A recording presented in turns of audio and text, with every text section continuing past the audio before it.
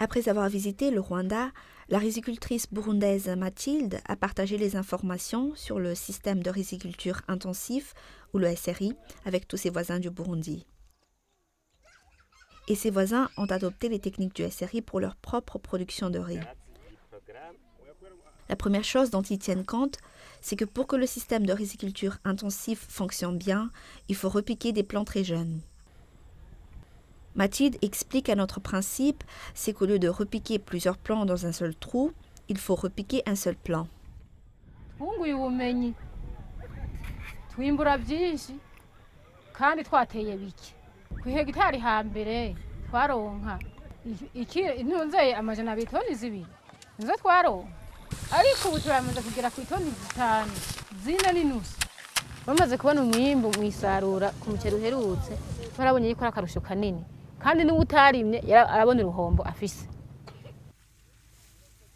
Ailleurs au Burundi, dans la zone de Bujumbura rurale, Gabriel pratique aussi le SRI, après avoir visité le Rwanda. Et lui aussi n'a jamais vu d'aussi meilleurs résultats.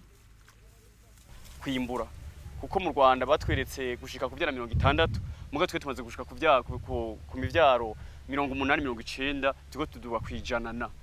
Il était ici dans le marais de Kirehe au Rwanda où Gabriel et Mathilde sont venus pour apprendre le système de riziculture intensif.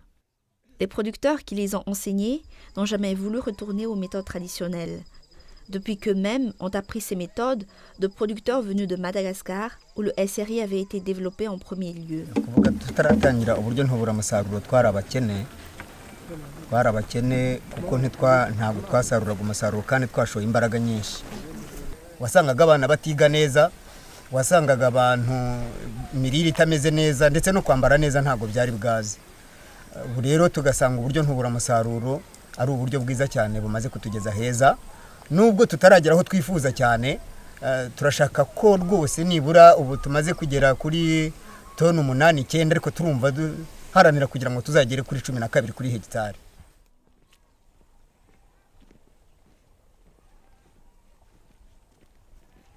Les paysans de Kirehe sont en train de préparer leurs champs pour le repiquage. Et pour faire cela, il est très important d'enrichir le sol.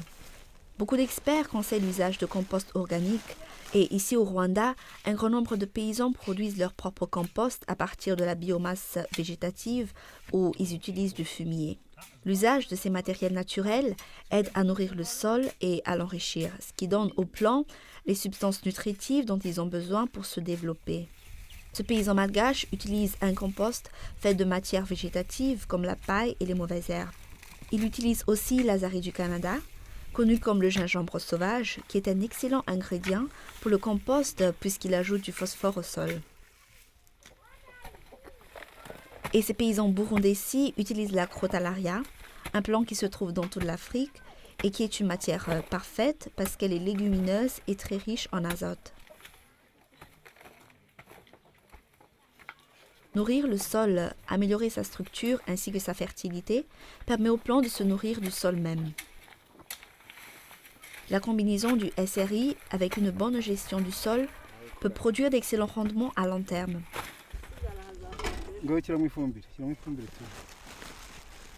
Mais ici, au marais de Kirehe, il y a encore des paysans qui utilisent des engrais chimiques. Ceci aide les plants seulement à court terme au lieu de nourrir le sol à long terme. Juma utilise l'uréa, qu'il applique peu avant de repiquer les jeunes plants.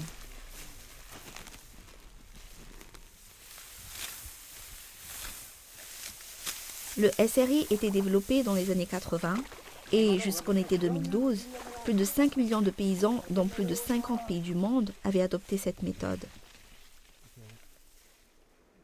Mais tous ces paysans adaptent les principes généraux à leurs propres conditions et environnement. Par exemple, récemment au Burundi, Mathilde et son amie Isidoni ont acquis une vache et elles ont alors accès au fumier qu'elle produit, ce qui augmente leur rendement d'une façon très significative.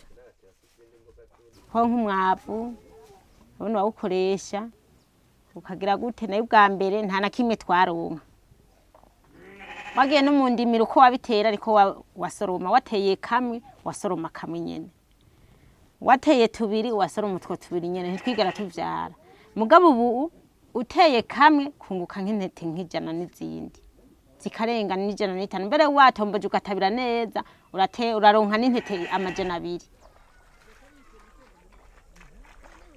Mais que l'on utilise des engrais, du compost ou bien du fumier, il faut toujours bien préparer le champ avant de repiquer, comme nous montre Emmanuel ici au marais de Kirehe. Ndimo ndahinga hano kugira mpavuruge mbona ukuntu ntera umuceri udafashwe n'ibinonko kugira ngo ufate neza none hejo nteremwe umuceri wanjye kugira ngo mwuhira amazi neza ya hano ku ruhande kugira ngo nzeze umuceri nanjye mwiza. La production de plusieurs tiges d'un seul plant s'appelle le talage. Comme l'explique Juma, c'est le talage qui est très important pour un bon rendement, parce qu'il aide à produire plus de panicules aux têtes de grains. Ubu maze kumenera umuceri wanjye nshyiramo agasuka ndetse ngenda ndinganiza ubutaka kugira ngo bumere neza, amazi agenda akwirakwiramo, bino binogo byose ngenda mbisiba kugira ngo amazi akwirakwiremo neza mu murima. Imbuto nziza cyane ku buryo usanga nta kibazo zifite. Umusaruro burya w'umuceri nubwo mubona umuceri urera ariko burya wera ari uko wabyaye. Niyo mpamvu abahinzi tubabwira tuti muzajye mutera umuceri ukiri mutoya kandi nanone mu bumenere ukiri mutoya mushyiremo n'ifumbire mukimara kumenera ubwa kabiri, kandi nanone tubabwira ko muzajya mutera agaceri kamwe kugira ngo nimutera umuceri mwinshi bitazajya bibyara ibyana byinshi ugasanga byararyanye. Niko tubigenza abahinzi b'umuceri, niko tugenda tubigenza. En même temps, un autre membre de l'association de riziculteurs de Kirehe, Célestin, se prépare pour le repiquage des jeunes plants de la pépinière dans son champ. Ces plants jeunes doivent être juste au début du gonflement, quand ils ont à peine 2 feuilles. Cela veut dire que les jeunes plants de Mathilde ont 8 jours au moment du repiquage. Ceux de Gabriel ont 10 jours et ceux de Célestin 12 jours. Chaque paysan adapte les principes du SRI selon les conditions locales.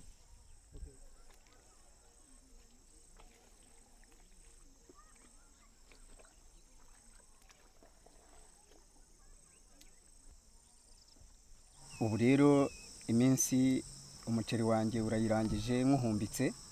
Uyu muceri urangije iminsi 12 nkuhumbitse, none igeze igihe cyo kujya kuwutera. Niyo mpamvu ntangiye kuwukura hano mu ruhumbikiro. Naraye nkuvomereye nshyize amazi mu ruhumbikiro kugira ngo horohe, hanyuma mbone uko nkukura ntangije imizi yayo. Ni nayo mpamvu nakoresheje uyu muhoro kugira ngo nshobore kuwurandura neza ntaranduye, nkushinguza kugira ngo imizi itangirika. Muri uku kuwurandura rero nkaba n'ubundi nkuranduye namaze gutegura aho ngiye kuwutera ndetse namaze no kuhashyira inyongeramusaruro. Nkaba rero ubu buryo ngiye kuwujyanamo ndanduye umuceri udashobora kurenza iminota 30 hejuru ntaramara kuwutera. Iminota 30 nishira ndagaruka mfate uwundi kugira ngo nshobore kuza kurangiza umubyizi wanjye.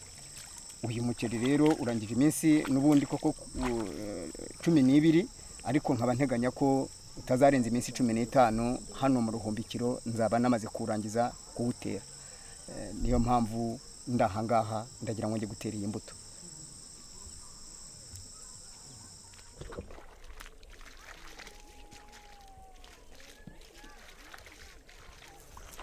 Umukozi azanye imbuto barambuye ikamba nyine ubwo bageze mu murima bagiye gutangira gutera. Ubwo bamenya ko bari batangira gutera hagati y'ubuto n'urundi hari bujyemo santimetero 25. Akamenya ko ikambi igomba kuba irambuye neza ku buryo idahinnye kugira imbuto zizabe ziri ku murongo. Ubwo umukozi agomba no kugenda ashyiramo intoki neza kugira hatagira ibisinde bisigara hejuru. Ubwo bose iyo bamaze guhurizamo hagati barunyira bakimura ikamba, bagakomeza nyine bakagenda batera ku buryo hagati y'urubuto n'urundi hajya santimetero 25. Les plants sont repiqués avec un espacement entre chacun d'entre eux. Ainsi, ils deviennent plus forts. Il y a un rapport direct entre la croissance de la tale et celle des racines. Si chaque plant a assez d'espace pour développer ses racines, il peut alors produire plus de tale. Les tales et les racines sont générées au même lieu à la base du plant. ikindi bagomba kwitaho nuko ziriya mbuto zitajya zirenza iminota 30 ziranduye. Umukozi uwo ari we wese uri gutera agerageza kugira vuba kugira umugozi umwe ataza kurangiza undi agifite imbuto mu ntoki, ni ukuvuga barangiriza rimwe imbuto mu ntoki bagahita bimura ikamba. Umukozi nanone agomba kumenya ko hagati y'urubuto n'urundi hagomba kujya santimetero 25 kandi hagati y'umugozi ubwo ni ikamba, hagati y'ikamba n'indi hagomba kujya santimetero 20. Dans d'autres pays, les lignes sont plantées à d'autres distances, selon les conditions du terrain, du climat et de l'altitude. Mais les principes de base restent toujours les mêmes. Ici au Rwanda, les paysans ont commencé avec une distance de 25 x 25 cm entre les plants. Après quelques années de production selon le SRI et avec une amélioration de la fertilité du sol, ces paysans pourront voir si un plus grand espacement entre les plants aidera à produire plus de riz. Si le sol est très fertile, les plus hauts rendements sont souvent atteints avec un espacement de 30 x 30 cm. Au même moment où les paysans à travers le monde ont développé le SRI, ils ont aussi développé des outils qui les aident à mieux travailler. Il y en a qui n'utilisent plus la ficelle comme ici au Rwanda. Des râteaux comme ceci, utilisés par des producteurs asiatiques, peuvent être facilement construits à bas prix. Les rouleaux marqueurs qui sont fabriqués par des forgerons sont utiles parce qu'ils permettent aux paysans de voir si le sol est trop mouillé. Dans ce cas, ils ne peuvent pas voir les lignes qui sont marquées. Si le sol est trop mouillé, il n'est pas prêt pour le SRI. On peut voir que les paysans ici au Rwanda repiquent les plants individuellement. On conseille un repiquage soigneux et doux. Il est important de ne pas planter trop brusquement parce que cela invertira les racines. Cela peut causer un choc du repiquage qui arrête la croissance jusqu'à ce que les racines se retrouvent en croissance vers le bas. Les plants doivent être enfilés latéralement pour que les racines soient sinon orientées vers le bas, au moins plantées à l'horizontale. wahora utera intete zibiri canke zitatu canke zine ukazishira mu kinogo kimwe mugabo ubu dutera urutete rumwe uteye urutete rumwe naho nyene ututera santimetero 25. Urumva rero aho birafise akarusho cyane kuko wahora ubwa mbere utera uku utera ku wundi kujya wowe utera niko waguma ntiwigera uvyara. Wacu ufata rero hano hageze naho gutorera ugaca ufata ugaca urekeramo ivyatsi, ivyo vyatsi bikazowurya ukazoza kutorera wamaze gupfira mu ishamba. Et le fait qu'ils repiquent un seul plant à la fois fait que les paysans peuvent économiser beaucoup quand ils achètent leurs semences. Urabona wahora wegeranya vyaca biguha intambwe ya hahandi wahora ubiba ivyuma bibiri ivyuma bitatu wacu ushobora kuhabibira ikiro kimwe canke nk'ibiro nka bibiri. Umva rero twaciye dusanga mu nyigisho batuzaniye zifise akamaro cyane gusumvya batarazituzanira. Ceci est un point très important souligné par Gabriel. Ni ukuvuga ubwa mbere ho twebwe hegitara imwe tuyiteramwo ibiro bitarenga kuva ku 8 gushika ku 10. Mugabo uyu hegitari yose itaramwira 200. Urumva ko atakaza umuceri mwinshi cyane ibyo 85 cyangwa 90 bishobora gutakarira mu kuzimu ataziyo vyagiye. Nico gituma rero nabo tubakangurira gutera neza. Muravye nk'aha hantu mfise ingene hangana nahati ibiro 2 by'umuceri. No kuvuga twarutera tukatira imivyaro 6 canke 8 canke 10 mu kinogo kimwe. Twari dusanga haduze mu kwimbura dufise ivyana bitarenga 10 15 10 14 gutyo. Mugabo dutaragatete kamwe kuri zo santimetero twababwiye dusanga dufise ivyana 60 turumva ko hari itandukaniro rinini cyane. Et Mathilde est encore surprise par le nombre de tales produites par un seul plant. Ni bwinshi hera 8 9 10 11 12 13 kandi ukibandanya kubyara ubona ari kugitangura kubyara. Avec cette augmentation des récoltes, les paysans burundais ont de l'espoir pour l'avenir. Ikizohinduka ni kinini, urumva bwa bukene twari dufise buzoca bugabanuka. Ko nk'ubu dufise ubukene, dufise inzara kubera nta mwimbu tugira. Mugabo twimbuye vyinshi, urumva inzara izoca ihera, ubukene buhere mu miryango. Usanga abana biga neza, dushobora kubasomesha amashure atangorane zibaye. Mugabo ubu abana benshi baraheba amashure kubera bwa bukene buri mu miryango. Ntibiga neza kubera abavyeyi usanga bakenye bakabura uburyo bwo kubajana mu mashuri. Kandi umwana yaraye ubusa ntaja ku ishuri, naho agenda ntaco yiga. Mugabo atanze arafise ntico buza yuko yiga neza. Du côté de la frontière du Rwanda, où les paysans ont pratiqué le SRI depuis longtemps, de tels problèmes ont été relégués au passé, comme l'explique cette rizicultrice Clémentine. Nkanjye w'umubyeyi, umurima wo mu gishanga akamaro umarira, hingamo umuceri nkuyemo, udufaranga nkuyemo tumwe nkatujyana kuri konte, andi nkakuramo imyambaro y'abana, nkakuramo n'umuceri ngaburira abana. Ubwo ngubwo andi mafaranga akagenda atunga urugo gake gake. Kandi nk'umwo murima wo mu gishanga nkuramo andi mafaranga yo gukoresha abakozi bamfasha kugira ngo imirimo yo mu gishanga yihute. Ubwo rero nkurikije akamaro mbese igishanga kimarira nk'abadamu, kiradufasha cyane. Nk'ubu twateye imbere, umuntu w'umudamu agira atya akiyubakira nk'inzu cyangwa se akagura akarima, akabona nk'ubu twaguze telefone. Ubwo rero abana nabo, ufite abana abarihirira minerivare bakajya kwiga mu mashuri makuru, bakabona amafaranga abigisha abavuye mu muceri, bityo ubuzima bugakomeza.